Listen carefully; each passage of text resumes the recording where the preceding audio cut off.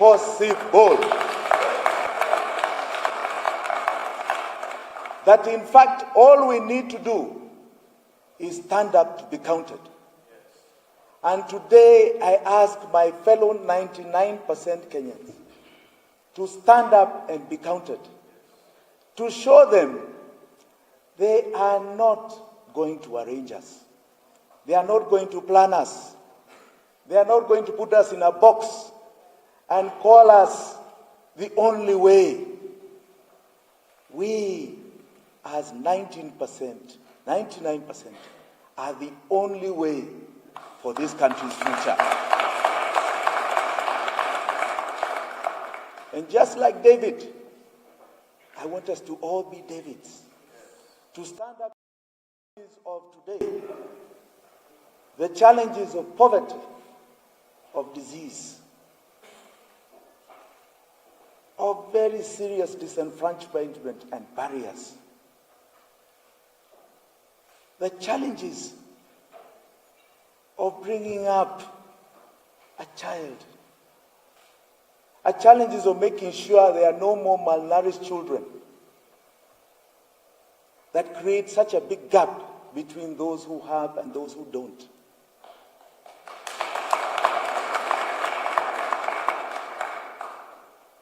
The challenges of the question of this election. Because if we all rise up at David's, we are telling them, we've had enough. You have been there long enough.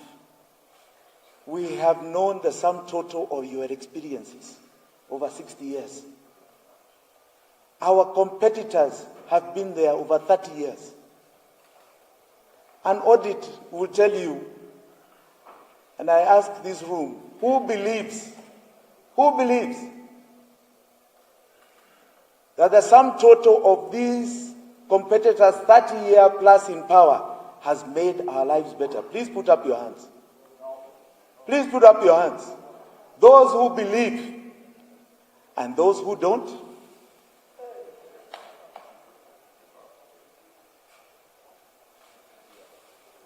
That is the question of this election. So don't tell us we need experience.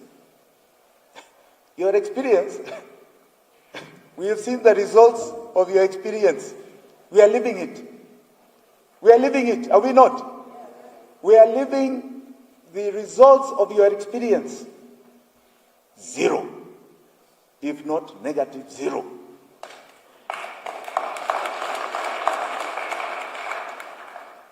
At the advent of independence, most of the people that began the foundation of this country, what experience did they have? What experience did they have? Yet they built us a very solid foundation. For those who lived at that time, even though it was still a black governor, it was a bit of an emancipation movement for most of us Kenyans.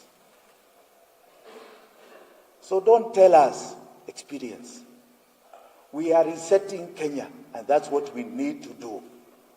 And reset, we don't want to carry the baggage of yesterday forward. This baggage is full of what ails us. It is our virus that has kept mutating and mutating and mutating.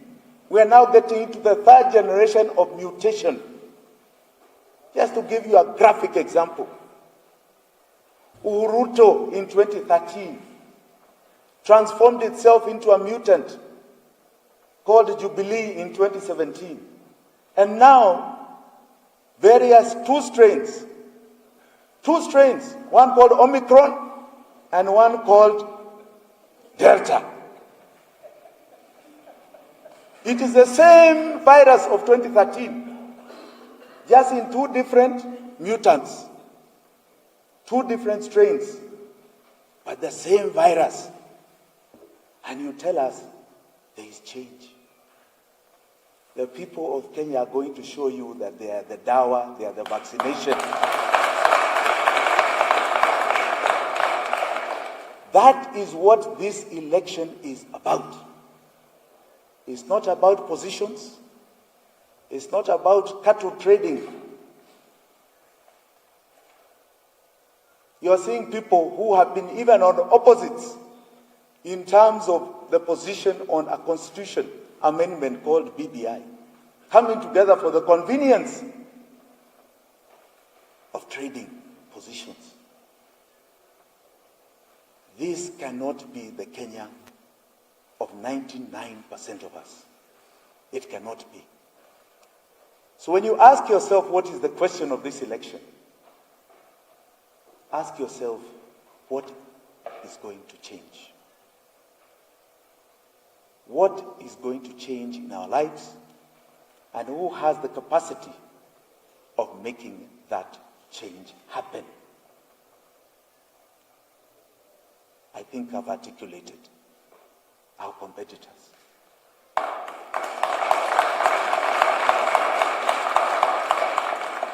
So if you are looking for change, if you are looking for light, if you are looking for fearlessness, if you are looking for Itweka, if you actually want to better your life and cut the shackles of a black governor, that change is standing right before you today.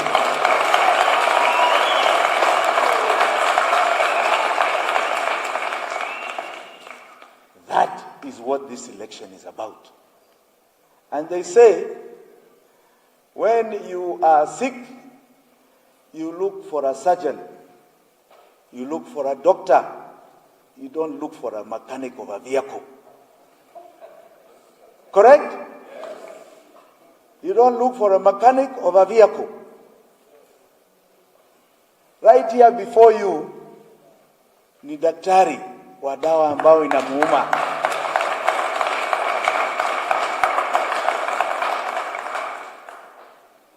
The challenge we have can only be dealt with clarity and fearlessness, of which we are custodians of.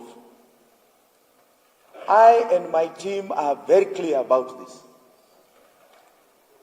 And I think as I articulate this, it's important to understand how deep the problem is. How deep the problem is.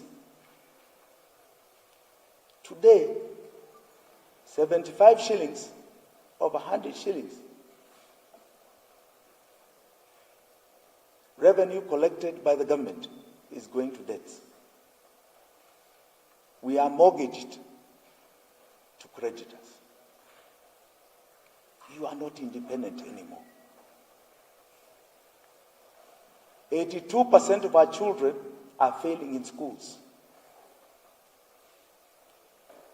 We are looking at some stats, but it's looking like almost 11 million young kids are unemployed.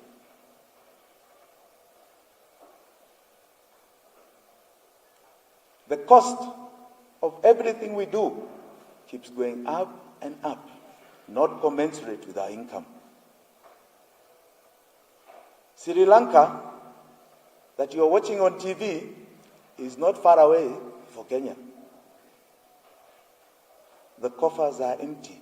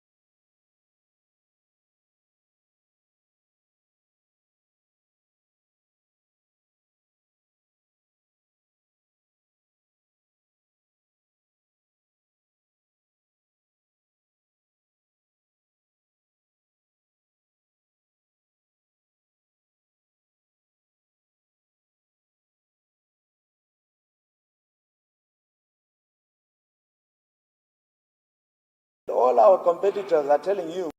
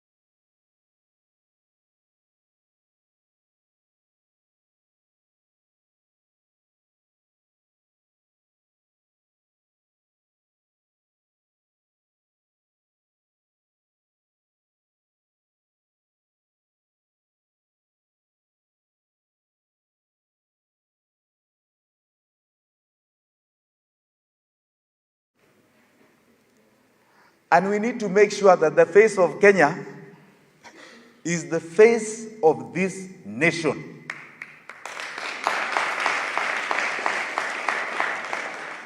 The face of this nation, people like to put New Kabila. That is only one face. The other startling face of this nation is that 80% of this nation are below the age of 40. Yet you have a government where the young, 80% of this nation, are not the face of the government. You have seen what our competitors have done. We are still carrying on, as I said, variance. I am for a fresh start. And I want the young people of this nation to know that this is their government to make, this is their government to form, and that it is their future that we are making sure they open doors for. This is about the 80% young people who must come to the table this election and stand and be counted and say, we are taking charge, taking control. It is our Itweka moment.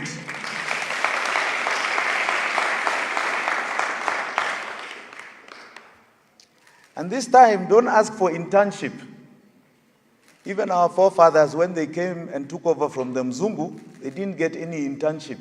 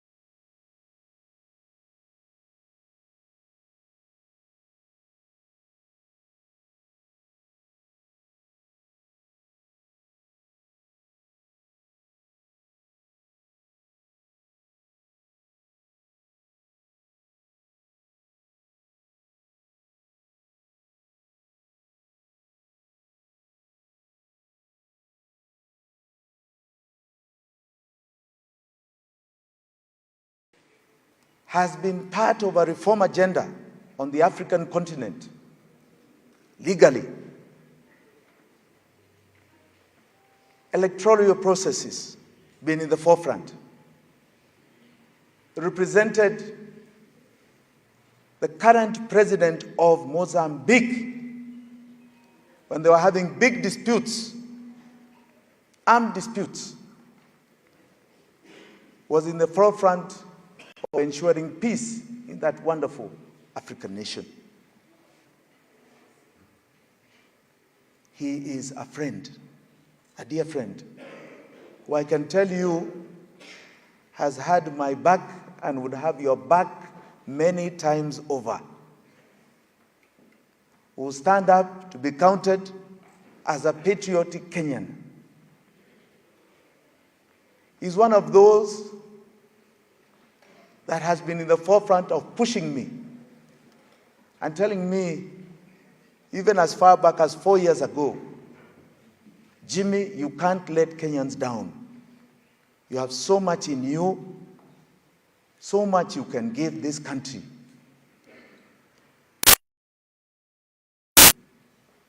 Just share your experiences. You must get out there and be counted.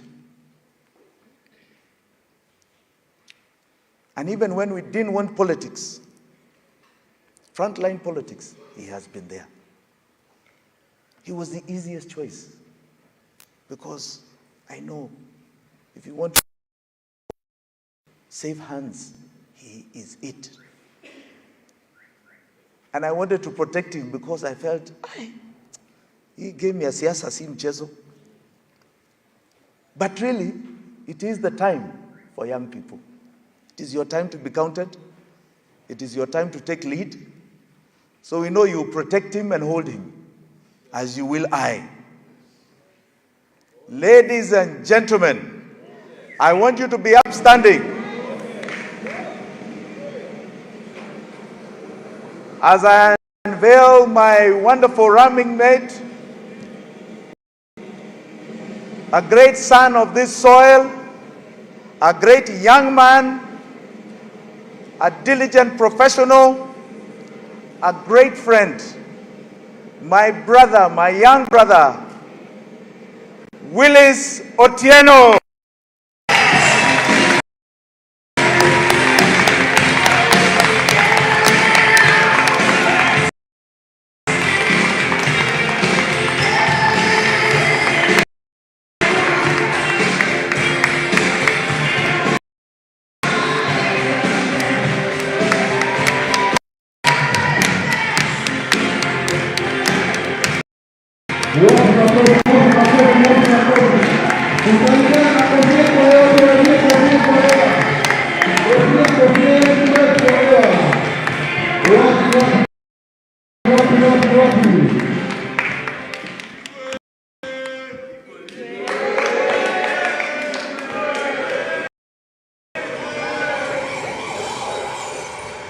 Thank you. Thank you very much.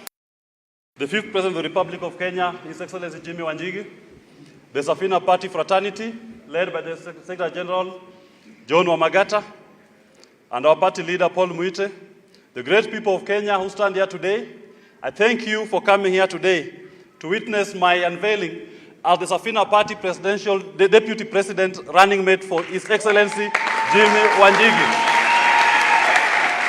I fearlessly and courageously accept the nomination to be the running mate of Jimmy Wanjigi.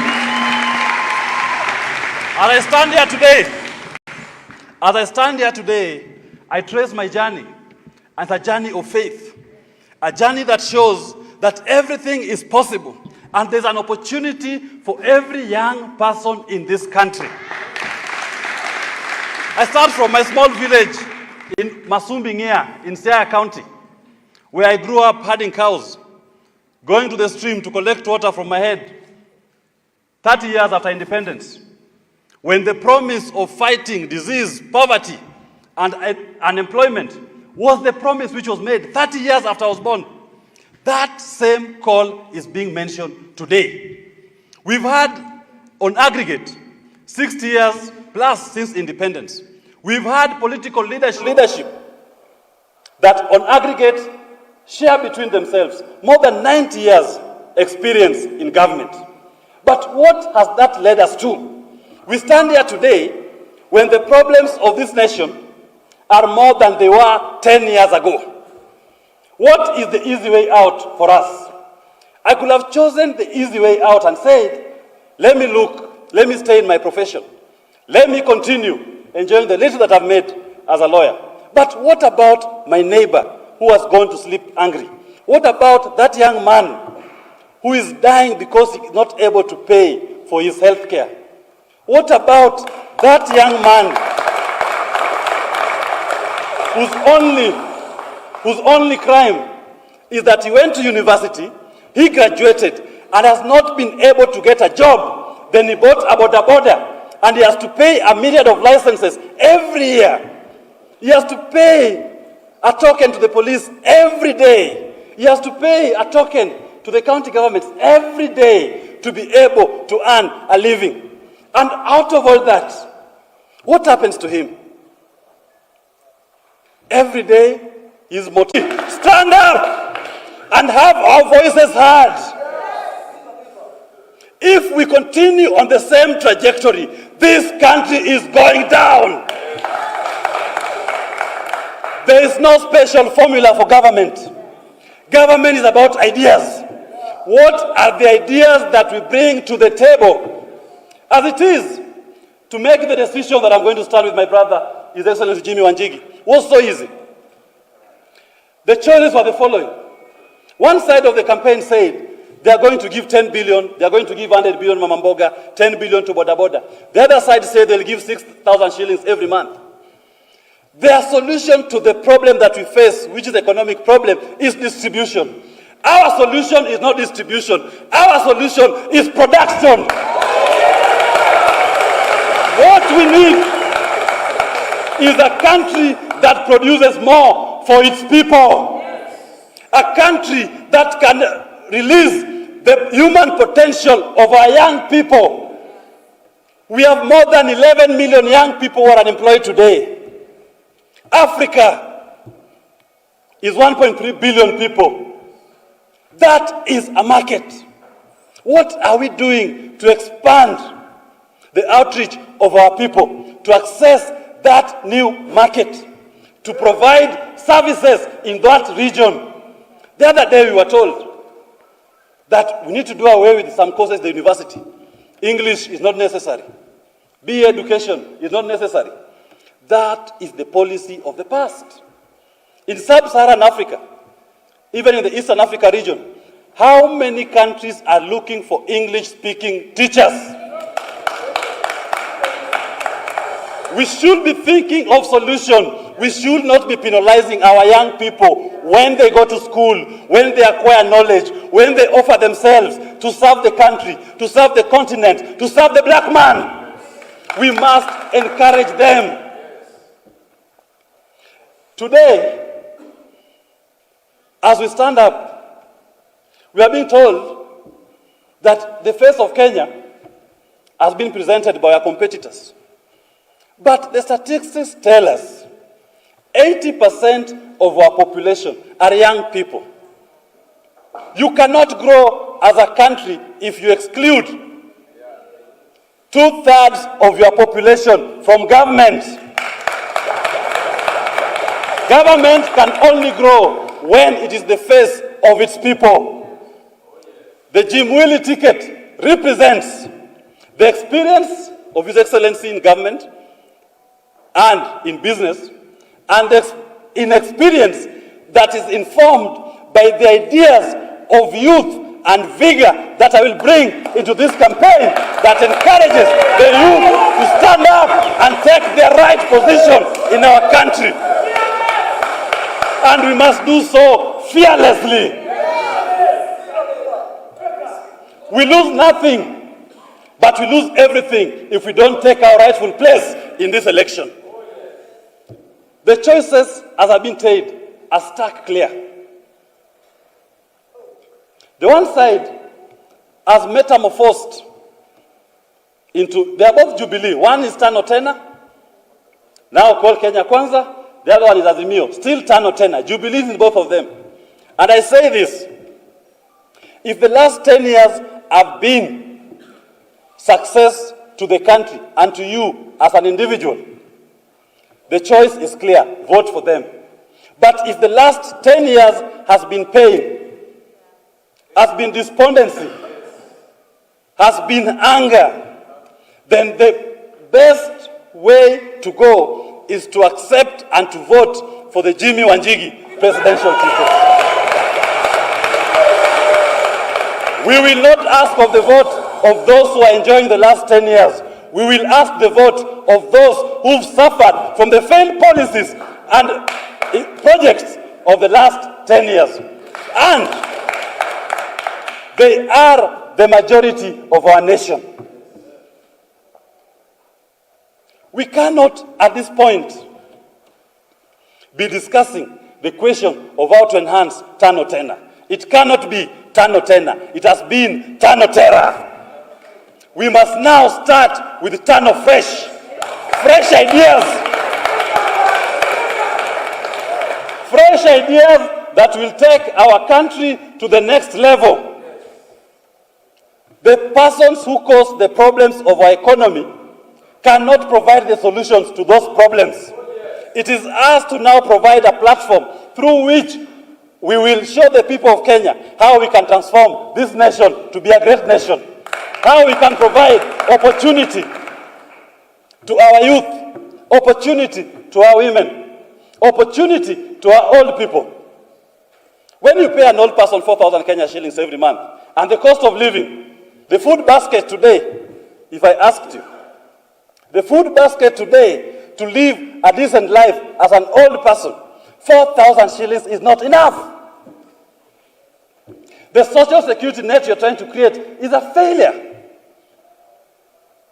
We must implement pragmatic policies that respect the dignity and humanity of our people, young and old.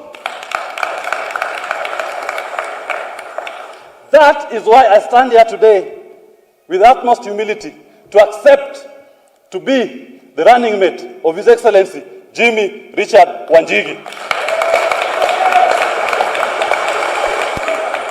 We've been through a lot. In the last campaign, we worked closely together. And in that campaign, we had promised Kenyans will go to Canaan. What was Canaan? Canaan was about economic empowerment of our people. Canaan was not about a false promise. Canaan was about how do we have a conversation that involves a majority of our people and involves them and includes them and encourages them to participate in their government. When His Excellency asked me to consider being his running mate, I only asked him one question. Jimmy, when we stood at the shores of River Jordan, ready to cross, God asked Moses, Moses, what do you have? Moses said, we have come across a sea. We cannot cross. The tides are high. The water levels are rising. Pharaoh is coming with his chariots, armored soldiers. We cannot cross. Moses, what do you have in your hand? I only have a log. There's nothing else. They are coming, they'll finish us. God asked Jimmy, Jimmy, what do you have to save our people? What are you carrying in your hand? And he said, I have Willis Otieno. And he said, take that Willis and strike the sea and cross yonder. Take your people into the ark and cross the Red Sea. Thank you, thank you, thank you.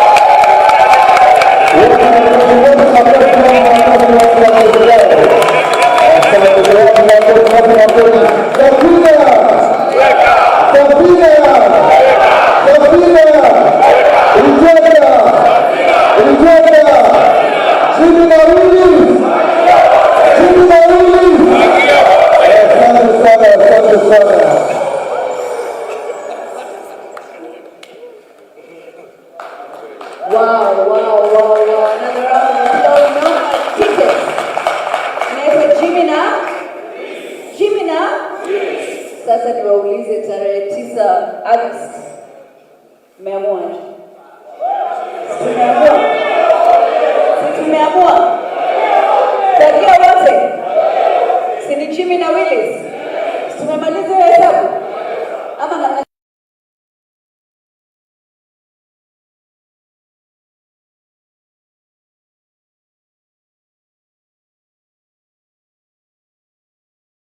Jimina Willis. Tumemaliza hesabu. Will you go spread the word outside? Tutakubali turudi nyuma ama sasa tutasonga mbele? Sinitano fresh. Kabisa.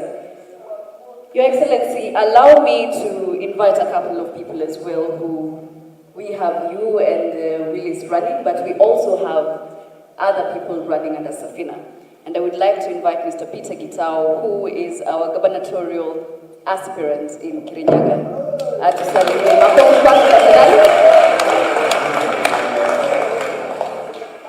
Safina. Mtweka. Pakia wote. Asante sana. I think there is no better place to be than to be here. And I feel blessed to be the team Jimmy, team Safina, team Mtweka, na team Pakia wote. Things have never been the same again, and they also have not been very easy for all of us. But tunajua Kenya ni yetu, especially vijana. Wao ndio nafikiria shida zimewakabili kwao.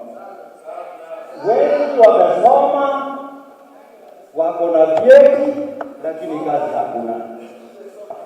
Na kuna shida kwamba wale ambao wameleta zile shida miongoni mwetu ndio tena wamejipanga tena. Jubilee imejigawa mara mbili. Moja ni Jubilee A iko hapa juu. Jubilee B nayo imeenda Karen. Si ndio hawa tu? Sasa wao ni kutupanga tu. Na wao ndio wameleta hizi shida na wanataka kutuambia wako na solution ya hizi shida. Ukweli hapa ni kupangwa ama ni wao wanajipanga? Wanajipanga watupange. Tutakubali kweli? Kwa sababu hawezi kuleta shida miongoni mwetu alafu watuambie ndio wao ndio watatua zile shida, wako na suluhu. Hatukubaliani hapa. Sisi wenyewe ndio tutajitoa katika minyororo ya mateka yale ambayo wametuweka. Na uchumi wetu umeshikwa mateka. Na hatuwezi endelea kama hii Kenya itabaki vile ilivyokuwa miaka 10 iliyopita. Lazima kuwe na mabadiliko. Na yale mabadiliko ni mabadiliko ya ballot revolution. Hiyo lazima ije. Ndio vijana waweze kupata ajira na waweze kuwa na kitu kwa mfuko. Si ndio jamani? Tunaelewana? It is only through industry processing, especially agricultural processing industry to add value to what our farmers Wanjigi is producing, so that mabroka waache kutuchukulia kwa ufala na waache kutuchukulia kwa urahisi. Kwetu tunajua ukweli ni kwamba sisi kama watu wa Mlima Kenya ni watu wa kulima kabisa. Lakini ukiangalia kama chai, sekta ya chai tuseme, lazima chai ipelekwe ng'ambo ndio ikakue process tuko ndio iletwe tena tununue. Hatutakubali kwamba chai yetu hiyo ni raw materials za industry ambazo ziko ng'ambo. Tunaelewana? Kahawa vile ndio tutengeneze zile industries za kuprocess hapa ndio watu wetu wapate ajira. Ndio mkulima apate chenye kinamfaa kulipwa kwa sababu ya bidii yake ambayo ameweka kwa ile kazi ya ukulima. Tunaelewana jamani? Na wakati Jimmy alinielezea haya mambo, ndio nikasema tutashikana mkono, kama tutaanguka tuanguke wawili tukijaribu kusaidia watu wetu. Tunaelewana? Lakini kama tupita wawili na hapa sioni kama hili jeshi lina mchezo mbele yako, Bwana Jimmy. Hawa watu hawa, they are able to make a revolution in this country. And I'm telling you for free. Ame yako si hii tu, hawa ni wachache hawa. Hawa ni maambassadors tu. Wale watafikisha ujumbe mashinani, washirikiane na wale ambao wengine wako mashinani. Wale tumewaacha, tunasafiri safari pamoja. Na mageuzi utayaona baada ya muda kidogo tu. Haya ambayo umeyafanya leo ndio wananchi wa kawaida walikuwa wanangoja. Usigoje hata mabwenyenye wale wamekuwa kwa serikali wawe tu ndio mtaungana na hawa ndio tupate kusaidia watu wetu na tupate kubadilisha maisha ya watu wetu. Hawa watu wa kawaida, Wanjiko nyumbani, vijana pamoja, tukishirikiana na uhakika mabadiliko tutaleta katika nchi hii na vijana watakuwa na kakitu mfukoni. Ni ukweli? Hayo ndio yale ambayo sisi tutaenda kuhubiri tukirudi mashinani. Yale tunaomba, ofisi yako ndio hii, mtushikilie tukirudi mashinani. Wakati tunawahitaji ninyi muwe mko pale na sisi kusimama na sisi tuuze sera zetu. Si ndivyo hivyo jameni? Na sera tutauza. Na sera yetu ni itwe. Tutaongoka na Jimmy na Willis. Mungu awabariki.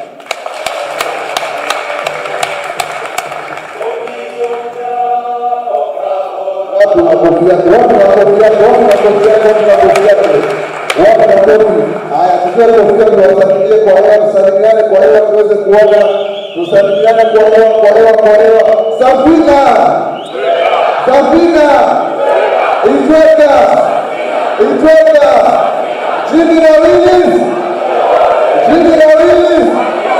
Asante, leo ni siku ya furaha. Hawa vipi yake? Kabisa.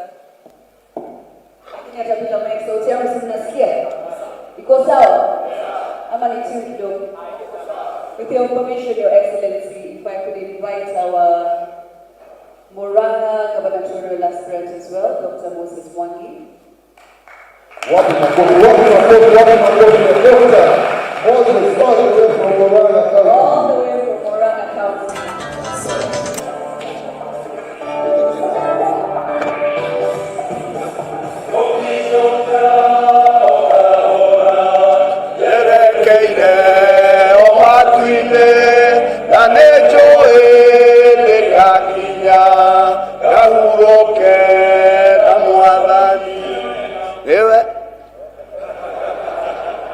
Your Excellency Jimmy Wanjigi, incoming 5th President of the Republic of Kenya, Your Excellency Willie Otieno, incoming Deputy President of the Republic of Kenya, my fellow governor aspirants, senators, MPs, MCAs, na ninyi nyote mko hapa, hamjambo. Good morning. Isn't this wonderful? Wow. Where has Willis been?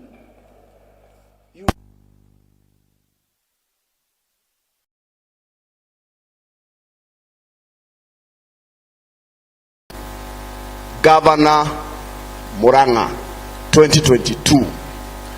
And I want to start here to endorse Jimmy Wanjigi na Willis as our leaders to the next generation.